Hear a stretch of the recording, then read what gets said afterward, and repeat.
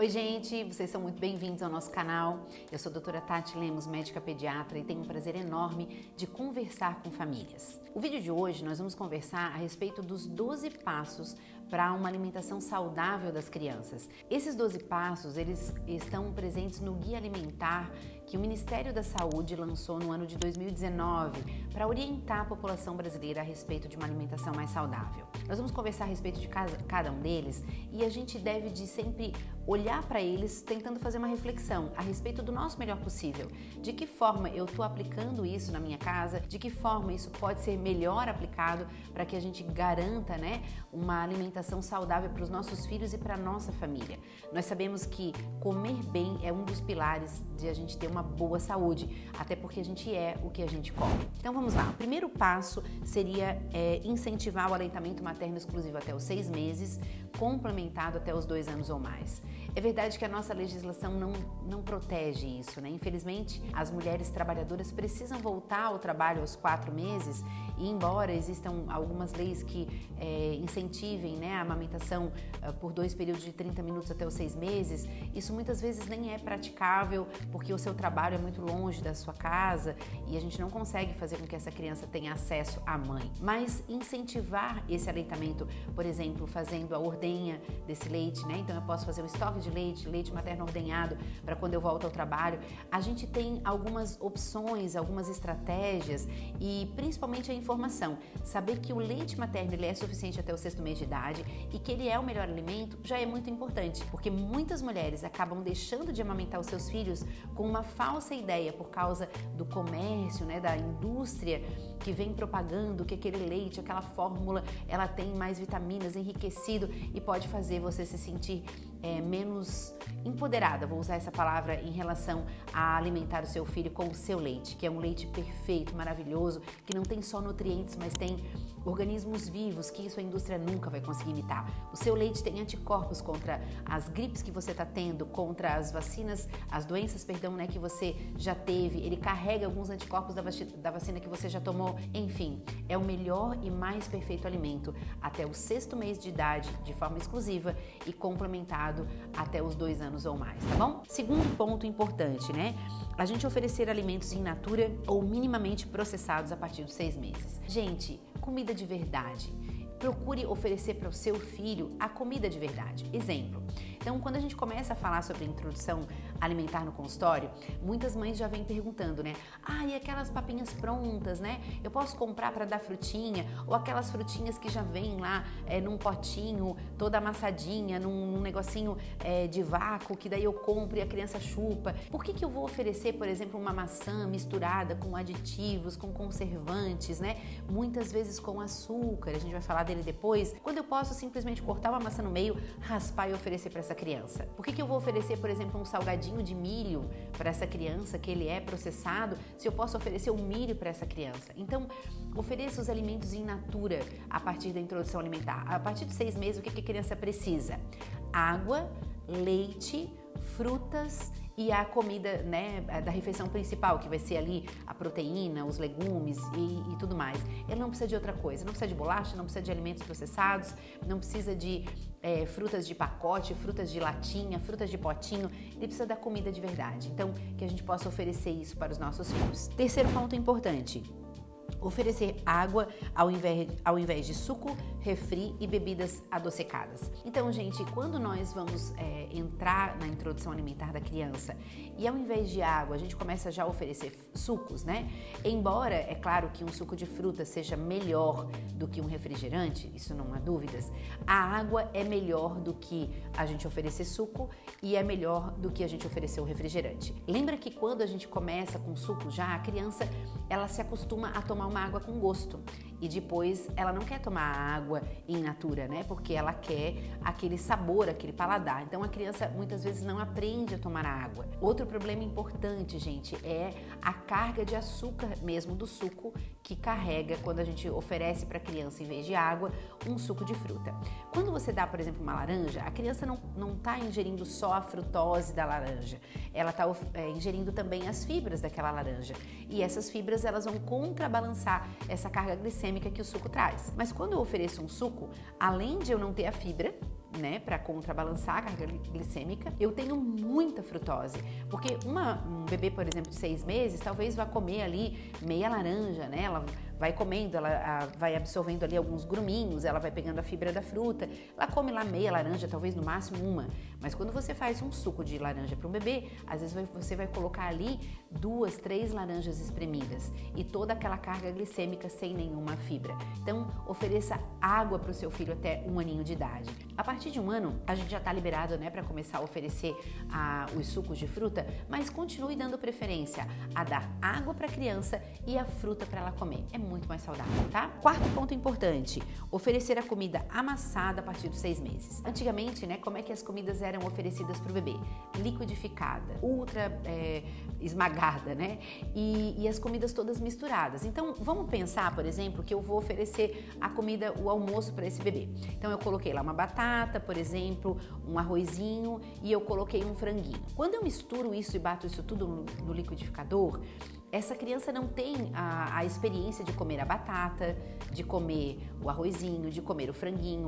Vamos dizer que eu coloquei ali também feijão. Ela não conhece o gosto separado desses alimentos. Alguns alimentos até que são, por exemplo, de cor parecida. Então eu coloquei abóbora, por exemplo, numa sopa e eu bati tudo no liquidificador e entreguei para essa criança. E no outro dia, ao invés de abóbora, eu coloquei cenoura para variar. Vocês acham que ele vai conseguir distinguir a abóbora da cenoura numa sopa batida no liquidificador? Mas quando eu ofereço amassado e ofereço esses alimentos de forma individual, essa criança tem a oportunidade de experimentar vários alimentos, de testar, né, a sua aceitação para vários alimentos e de variar, então, o seu cardápio alimentar. É muito mais nutritivo, é muito mais saudável, é muito mais lógico para que esse cérebro passe a conhecer diferentes texturas, temperaturas, sabores e tudo mais. Antigamente era assim que a gente conhecia, né? E os nossos pais, e muitas vezes a gente, fez o nosso melhor possível para a época, mas hoje a gente já tem conhecimento e nós devemos trazer esse conhecimento à prática na hora de fazer a introdução alimentar dos nossos filhos. Quinto ponto importante,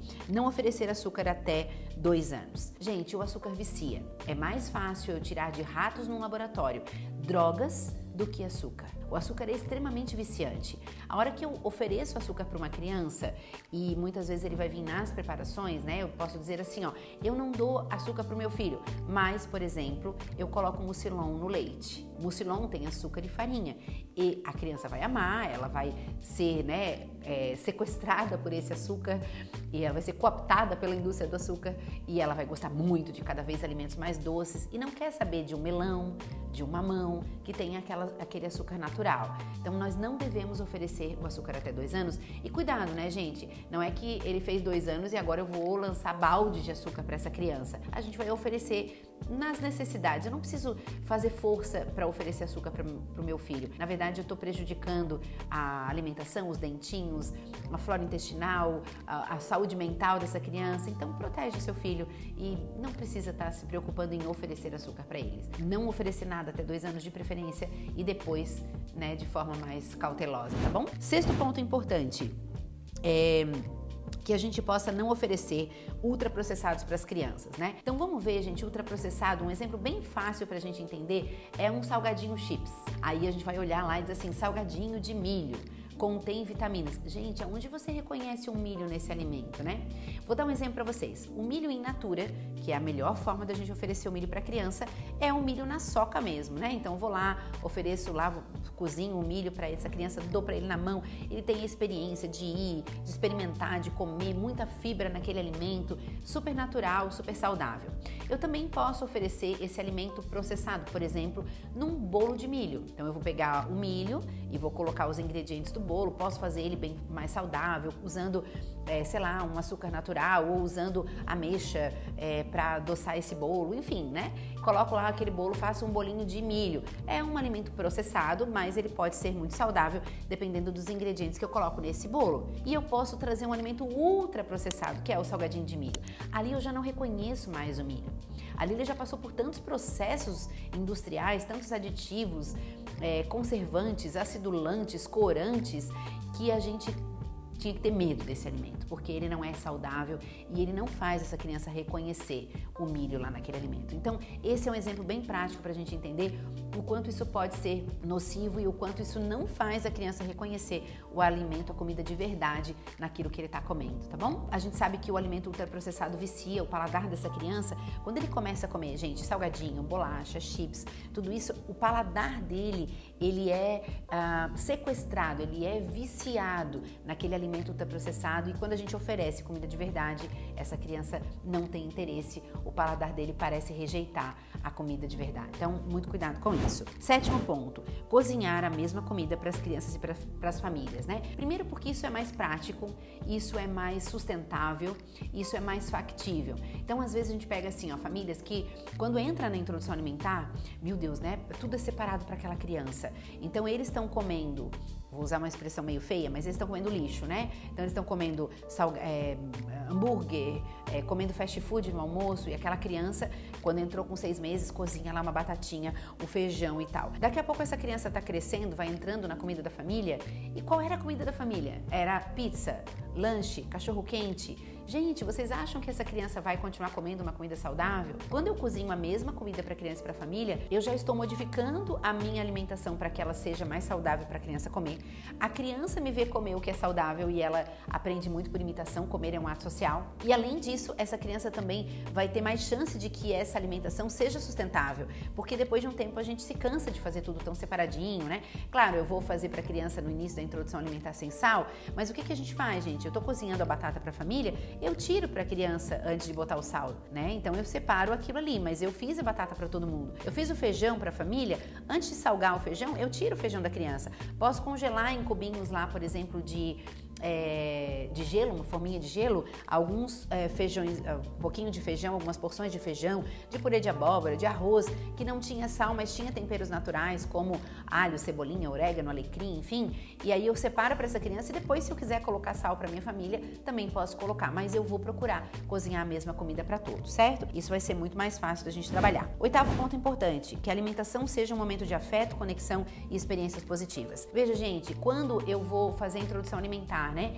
E essa comida é um momento de estresse. Então eu empurro a comida e a criança chora e ela grita, ou eu não tenho conexão, eu coloco lá um tablet, um celular, a criança não olha para mim, não me vê comer, ela come assistindo uma televisão, assistindo um celular, eu engano essa criança trazendo a comida para essa criança comer, ela não tem conexão com a comida, ela não sabe o que está comendo, ela não experimenta, ela não toca, ela não vê as outras pessoas da família comendo, então essa é uma experiência que vai acabar marcando de forma negativa a criança. Nós devemos procurar que o momento da alimentação seja um momento de trocas, de conexão, desliga celular, todo mundo olha no olho. Período da mesa, gente, a mesa é um ambiente sagrado, as pessoas têm experiências ali, elas podem fazer conexões, trocar olhares, né? Então a criança me vê comer, vê o pai comer, puxa, que gostoso que é esse momento. Então que a gente possa realmente primar por afeto e comida na hora da nossa refeição. 9º ponto importante, observe os sinais de fome e saciedade da criança. Então, quando a criança já não quer mais, mas ele comeu pouco, Tati. Comeu pouco para quem? Eu costumo perguntar para os pais. Para nossa impressão de que ele está saciado. Mas a criança tem os sinais de saciedade, né? Então, ele quer mais, ele está mostrando sinais de saciedade. Não, mas ele já comeu muito. Acompanhe com o seu pediatra, veja se o peso, o tamanho estão na curva, veja se ele não estava ficando muito tempo sem comer e por isso que ele está com tanta fome, está tão agoniado para comer mais. Então a gente vai percebendo esses sinais, mas a gente possa respeitar os sinais de saciedade e de fome da nossa criança. 10. Zele pela higiene em todas as etapas da alimentação. Cuidado, gente. Então às vezes, né, por exemplo, na hora de preparar a fórmula, a gente não lava bem as mamadeiras, o leite é um alimento que tem muito risco de contaminação. Aquele leite fica lá durante a noite que você preparou, esperando a criança chorar para você oferecer com risco de contaminação. Então que a gente possa lavar bem os alimentos, cozinhar bem, não se oferece coisas cruas para as crianças antes de 1 ano, nem folha crua, nem alimentos crus, porque o intestino dele ainda não está bem preparado. Então, cuidar com todas as etapas de higiene para a gente garantir a saúde dos nossos filhos. Oferecer alimentos saudáveis e adequados mesmo fora de casa. Isso vai fazer com que a gente às vezes tenha que preparar alguns lanchinhos para levar ou fazer boas escolhas na rua, né? Não precisa ser sempre, gente, frito, fast food, né? Você vai às vezes numa praça de alimentação do shopping, não tem só alimentos ultraprocessados e fast food, também tem comida de verdade, que a gente possa dar preferência para comer de verdade mesmo fora de casa. E o último ponto, proteger a criança da publicidade dos alimentos. Isso é muito perigoso, né? Quantas vezes a gente não compra um alimento para a criança por causa do brinquedo? Quantas vezes a criança não é atraída por um alimento por causa do personagem que ela ama, né? Por causa do brinquedo que está lá escondidinho dentro daquele chocolatinho, por exemplo. E isso faz com que as crianças sejam, novamente usar essa palavra, sequestradas pela indústria que quer vender e que às vezes a gente também se entrega. Muitas vezes nós compramos, por exemplo, farináceos, composto lácteo, bolacha, chips, porque lá a indústria vai lá e coloca assim, enriquecido com vitamina C. Gente, eles têm lá uma sombrinha de uma vitamina C que nem chega aos pés de uma tangerina que você dá pro seu filho, de uma laranja, de um kiwi, de um morango, que ele coma de forma natural, comida de verdade. E aquele alimento lá, aquela propaganda, vem sequestrando os nossos interesses, os nossos olhos e o nosso paladar. E também a nossa saúde. Isso sempre tem um preço, a conta chega. A gente garantir esses 12 passos, tentar fazer o nosso melhor possível para alcançar esses 12 passos para a introdução alimentar sadia do nosso filho, sem dúvida, é uma herança muito especial que a gente vai estar dando para eles, né? A gente sabe que até os 2 primeiros anos, naqueles 1000 dias, os dias mais sensíveis da saúde dos nossos filhos, onde a gente pode fazer adormecer alguns genes que são maléficos, como genes de hipertensão, diabetes, obesidade, e a gente pode expressar outros genes que vão proteger a saúde do nosso filho. E isso está muito ligado ao que ele come desde pequenininho. Então, que Deus abençoe vocês e que vocês possam se dedicar a fazer o melhor possível por vocês e pelos seus. Um beijo para vocês e até mais.